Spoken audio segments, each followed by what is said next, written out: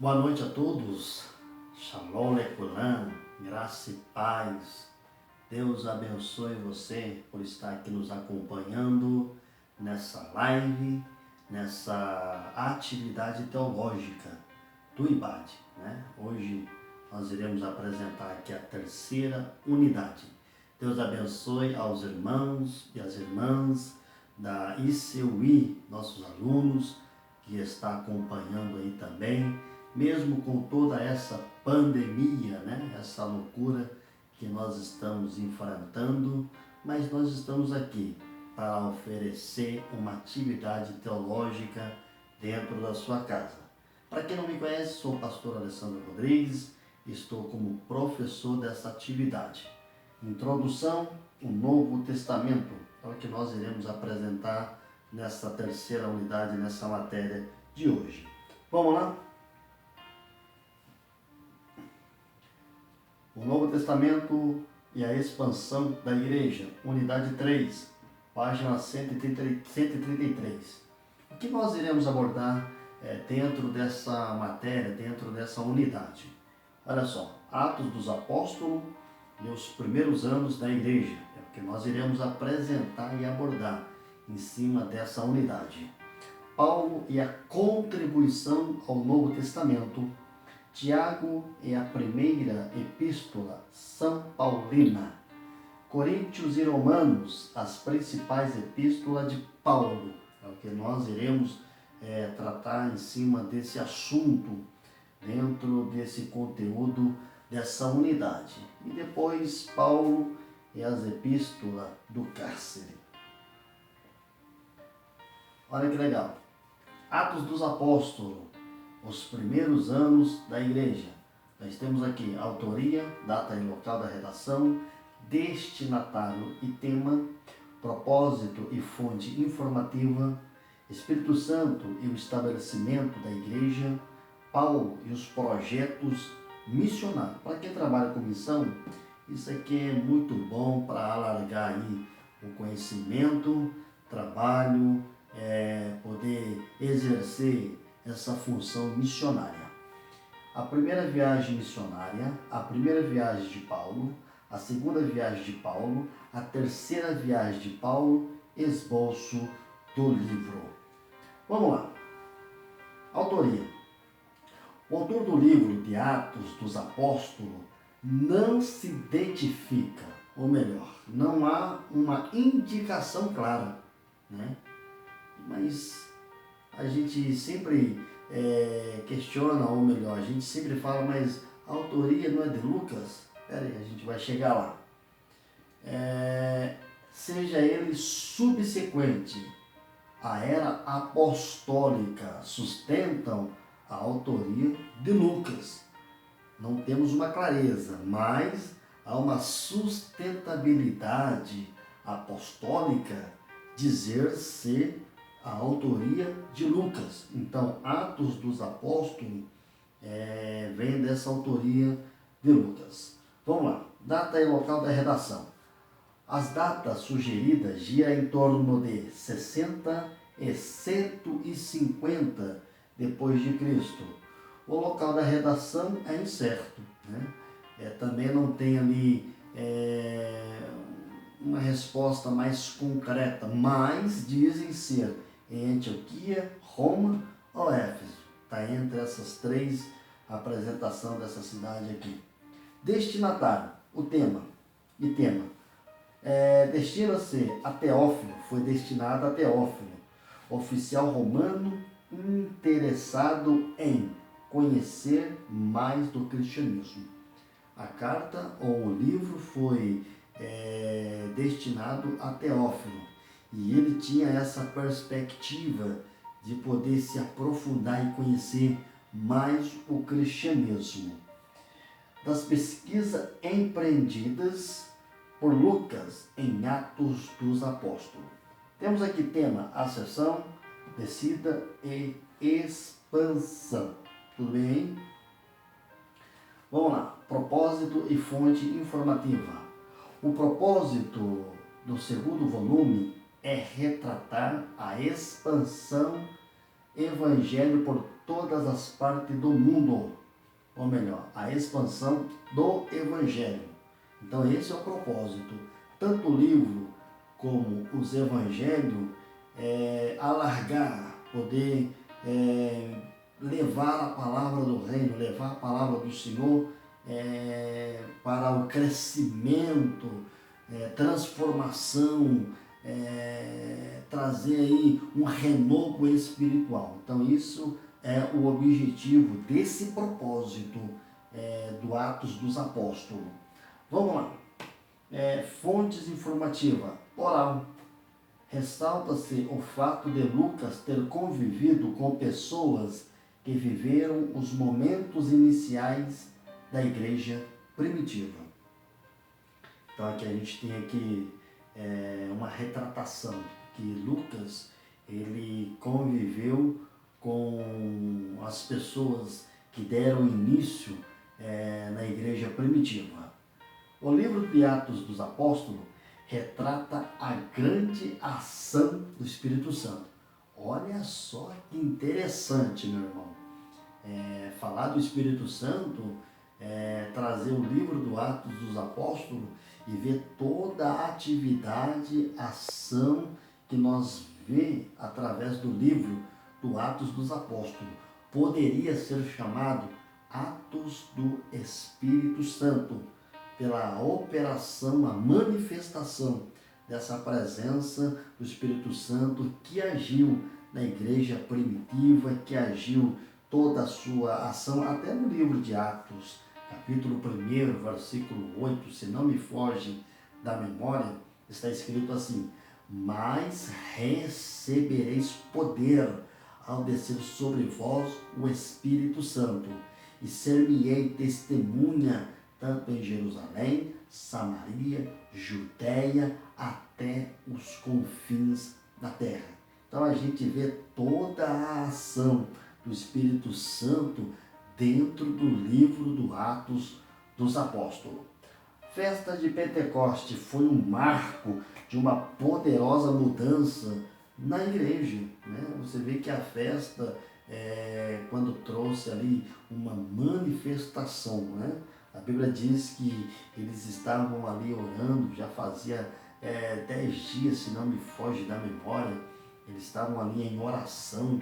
A Bíblia diz que veio como vento veemente, né? E encheu toda a casa. E eles começaram a falar como línguas repartidas, como línguas de fogo. Então você vê aí um selo, né, do Espírito Santo, uma evidência da manifestação do Espírito Santo na igreja primitiva. Então a gente viu a festa do Pentecoste, quando teve essa atividade espiritual, esse grande evento da manifestação da presença do Espírito Santo. A experiência de Pentecoste é a separação entre igreja e judaísmo, né? Você vê aí uma separação.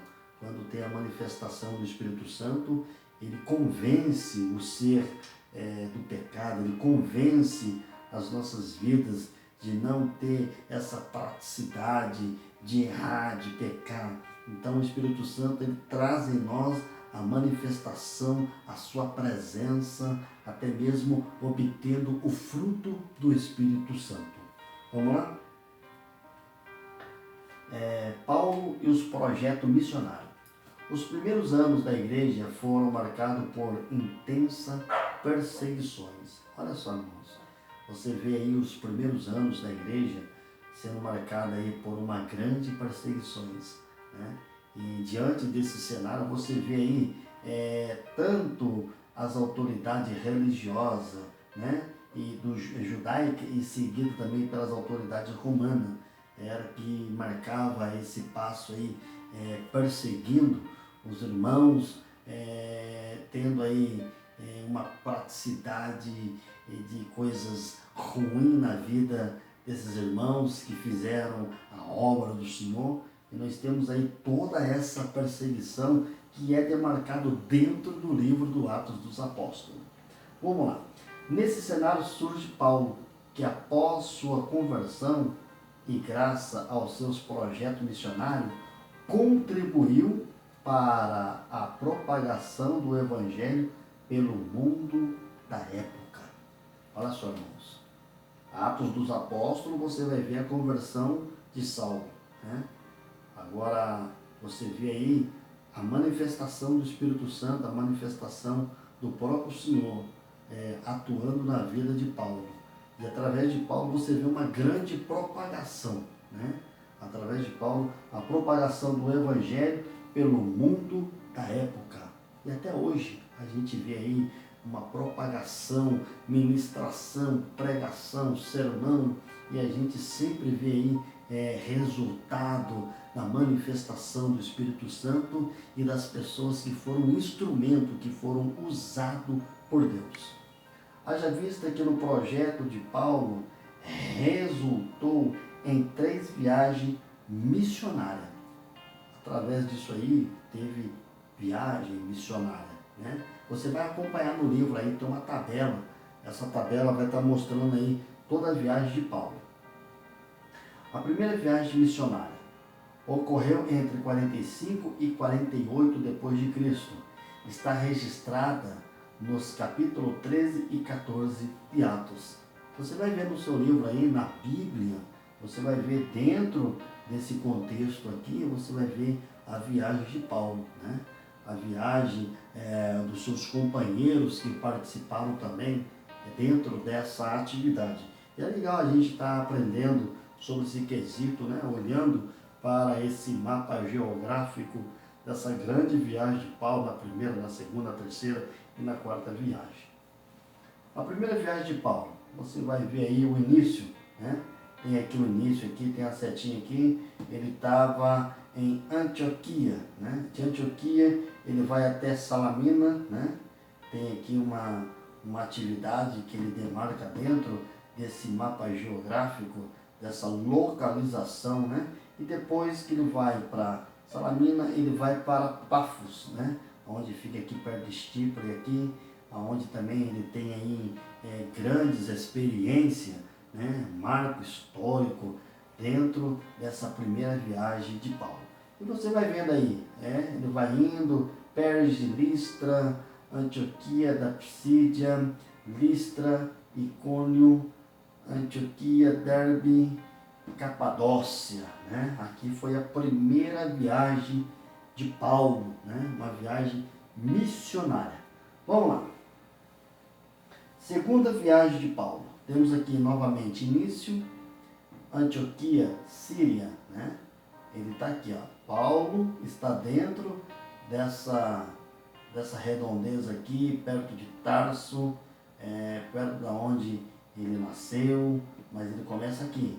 Depois ele vai para Derba, Listra, ele fica nessa região aqui, tudo por amor à obra de Deus. Depois ele vai para Mísia, né? E assim ele começa a fazer a sua segunda viagem missionária através desse padrão, dessa atividade do Espírito Santo, movido pelo Espírito Santo. Para fazer missões tem que ser movido pelo Espírito Santo. Se não for movido pelo Espírito Santo, não adianta. Através do momento que nós somos movidos pelo Espírito Santo, sempre há uma grande diferença. Perseguição vai ter? Sim, vai ter um monte de perseguição. Assim como foi retratado no assunto que nós falamos aqui. A igreja primitiva, ela sofreu perseguição através da religiosidade judaica e através das autoridades romanas. Agora, no tempo de hoje, nós somos perseguidos quando realmente há a presença do Espírito Santo na vida de uma pessoa que tem propósito missionário. Vamos lá. Essa é a segunda viagem. A terceira viagem de Paulo. Cadê o início? De onde ele começa? Ele começa aqui de Cesareia, né? Jerusalém, Cesareia, Sidom. Depois ele vai para Mirra, Chipre, né? Aí ele vai fazendo essa grande viagem aí, favorecendo aí a contribuição da propagação do Evangelho. Está contido nas páginas do Atos dos Apóstolos, 145 e 146 do livro, né? Dentro do livro aí você vai estar seguindo aí, você que não tem o livro ainda, acredito que futuramente você vai estar adquirindo, então vai estar nessa página aqui, ó, 145 e 146 do livro. Vamos lá. Capítulo 2. Paulo e a contribuição ao Novo Testamento. Paulo, origem e formação. Paulo, vida e conversão. A questão dos gentios. A questão dos gentios e os concílios de Jerusalém. O concílio de Jerusalém. Apresentação. Obstenções das contaminações dos ídolos. Obstenção das relações sexual ilícita, obstenção da carne de animal sufocados, obstenção do sangue. Olha só o que Paulo está querendo retratar. Isso que vai cair na prova, hein? Tá aqui, leia bem. Paulo, origem e formação. Paulo, nascido em Tarso, uma cidade importante para os negócios e cultura. Então você vê aí aonde Paulo nasceu em Tarso. Você vê que era um lugar aí que tinha toda a importância no negócio e na cultura. Era da tribo de Benjamim, filho de pais judeus, e foi instruído aos pés de quem? De Gamaliel. Ele teve aí uma formação de uma boa educação aos pés de Gamaliel. Um dos mais destacados doutores da lei. Paulo era membro do Sinédrio e líder da ala mais liberal do grupo dos fariseus. Olha o que Paulo era, né? Ele estava no ápice dessa ala, né? Farisismo. Então Paulo estava dentro dessa informação, dessa formação educacional. Obteve a mais excelência educação na época, né? Paulo é como se ele tivesse estudado aí em Harvard, né? É isso mesmo.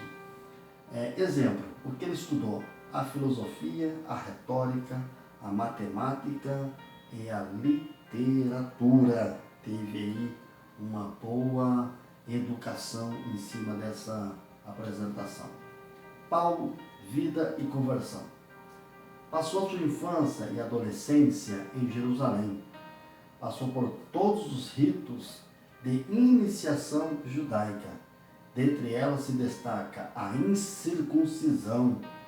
Foi um profundo conhecedor da lei e zeloso pelas tradições judaicas, né? Então você vê aí, passou pelo rito da circuncisão, teve aí um aprendizado, uma formação dentro da Torá, né? A lei que representava na época. Ele teve aí um conhecimento, alargou todo o seu conhecimento em cima disso aí. Foi também um grande, implacável perseguidor dos cristãos, tanto homens como mulheres, levando à prisão. Atos 22, versículo 4. Ele também perseguiu, né? Foi aí um grande perseguidor, porque era do farisismo, né? Tinha aí um alto conhecimento dentro dessa cúpula do judaísmo, perseguiu o cristianismo, né?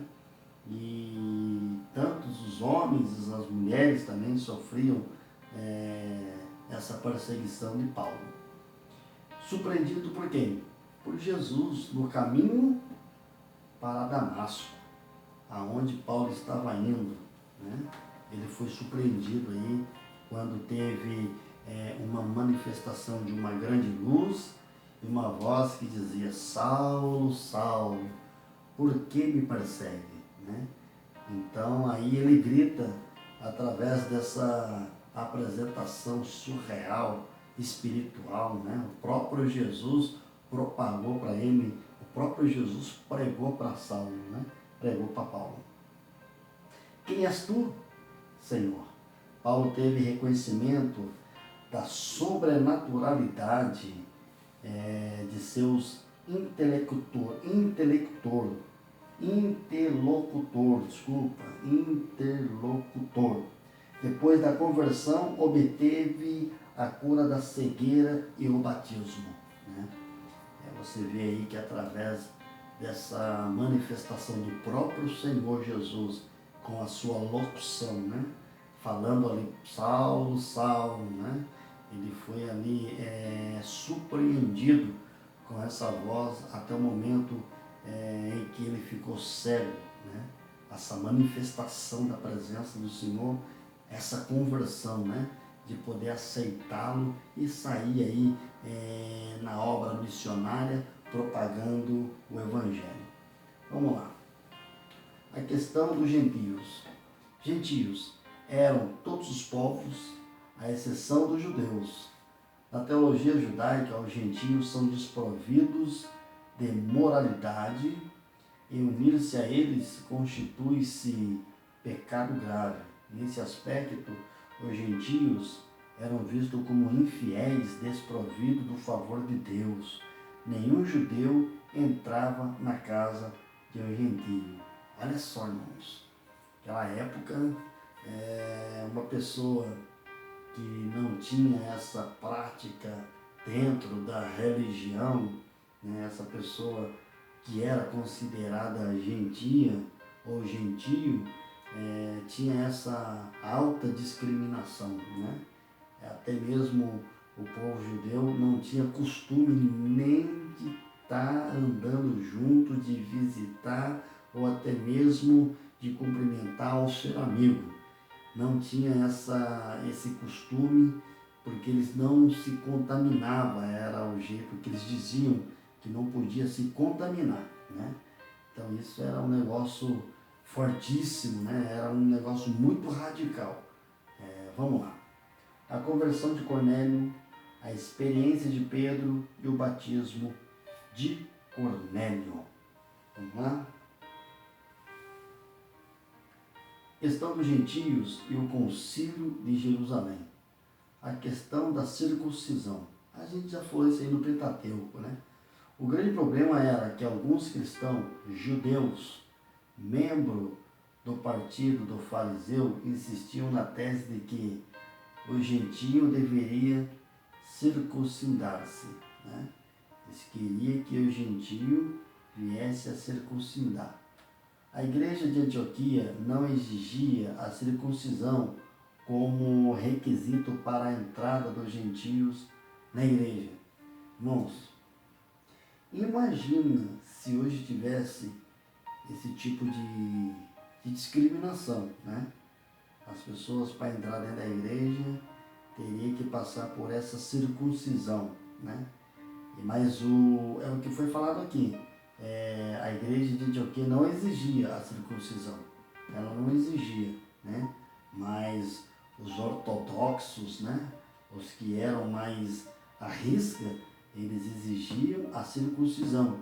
Qualquer atividade religiosa, eles exigiam. Vamos lá. Foi realizado provavelmente entre 48 e 49 depois de Cristo. O Concílio de Jerusalém foi o único da história que contou com a participação de todos os apóstolos. Objetivo: decidir o que os convertidos gentios deveriam observar do judaísmo sem que isso comprometesse a essência do Evangelho de Cristo. Olha que legal. Vamos lá. Abstenções. O que é abstenções, né? A gente falou aqui de abstenções, mas o que é isso? Nós temos aqui abstinência, denegação, jejum e neutralidade. Neutralidade, né? Você vê uma abstinência aí, você vê pessoas que têm essa dificuldade da abstinência, né? Até mesmo pessoas que são viciados, quando começam a sofrer essa abstinência, que é a denegação, o jejum, a neutralidade de não usufruir, ele começa a sofrer abstinência, né?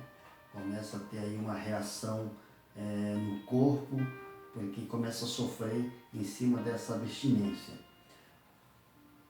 abstenção da contaminação dos ídolos. Esfera religiosa, na idolatria, alisgema, corrupção ritual. Olha só, corrupção ritual. Eles deveriam abster-se de carnes oferecidas a ídolos, ou melhor, eles não poderiam comer, usar aquelas carnes, né? Mas só que a abstinência começava a ter essa provocação, essa reação, e eles não conseguiam, né? Mesmo sendo oferecido para ídolos. A abstenção das relações sexuais ilícitas. Eles não conseguiam se conter, né? Na prática das suas relações sexuais, no grego, porneia, né?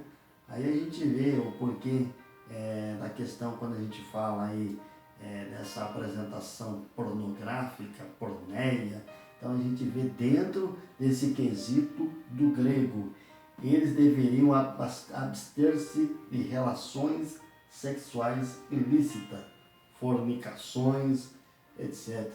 Né? Então você vê aí uma grande atividade quando nós falamos da relação sexual. Eles teriam que se abster-se, né? Dentro dessas privações, dentro da relação sexual. Vamos lá. A abstenção da carne de animais sufocadas, né? Você vê aí pessoas que têm até hoje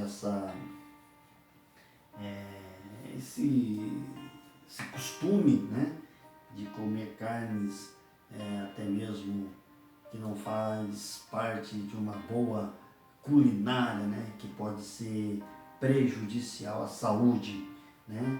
Eles teriam que se abster-se de qualquer tipo de carne sufocada de animais para comer, né? O que seria essa carne sufocada? Até mesmo aí um destrocamento, né? Você vê um destrocamento aí de um frango, pessoas que fazem aí esse tipo de culinária, né? Que deixa o sangue dentro do corpo, então seria até mesmo uma carne sufocada. Abstenção do sangue, né? Eles teriam que abster-se do sangue, não podendo consumir ou ingerir como alimento. No judaísmo era terminantemente proibido. Era proibido, eles não poderiam, né, beber sangue, comer sangue. Eu acho um negócio muito estranho isso aí, né? Tem gente que gosta, mas eu acho muito estranho. E no judaísmo era proibido, é proibido, né? Porque eles têm ali o sangue como vida, né? Mas em si o animal ele tem a sua vida também, mas a gente tem que entender sobre essa questão aí. Vamos lá. Tiago e as primeiras epístolas São Paulina, capítulo 3, página 159. Epístola de Tiago, autoria, data e local da redação, destinatário e propósito, esboço da epístola, epístola aos Gálatas, autoria, data e local da redação, destinatário e propósito, esboço da epístola, primeira e segunda epístola aos Tessalonicenses, autoria, data e local da redação, destinatário e propósito, esboço da primeira e da segunda epístola. Nós aqui é um negócio mais rápido, temos aqui Epístola de Tiago, ocupa a 20ª posição, epístolas gerais, tem como característica o fato de ser composta por uma série de sermões cujo conteúdo gira em torno do tema da vivência cristã. O conteúdo gira em torno desse aqui, vivência cristã. O nosso posicionamento, a nossa fé inabalável, porque ele fala de fé, né? Quando nós vivemos pela fé. Ele tem um texto que ele cita assim: peça porém com fé, não duvidando. Porque aquele que duvida é semelhante à onda do mar, agitada e impelida pelo vento. Então aqui está falando também da vivência cristã e da fé inabalável. Autoria, data e local da redação. Grande parte dos estudiosos atribui a epístola ao irmão do Senhor, Tiago, filho de José e Maria. Escrita entre 45 e 48 depois de Cristo, em Jerusalém. Olha só, foi escrita em Jerusalém. Qual foi o destinatário e propósito? Aos judeus que vivem em outras regiões. Isso aqui vai cair na prova. Olha, agora que eu vi aqui esse azulzinho aqui, ó. Prova. Vamos lá. Destinatário e propósito.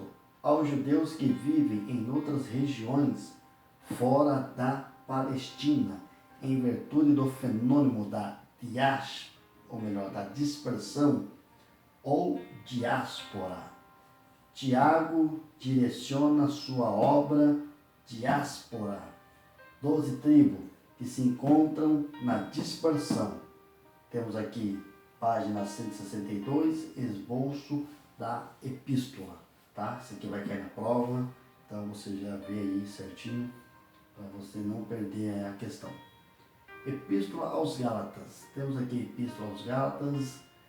A Epístola aos Gálatas se constitui apostólica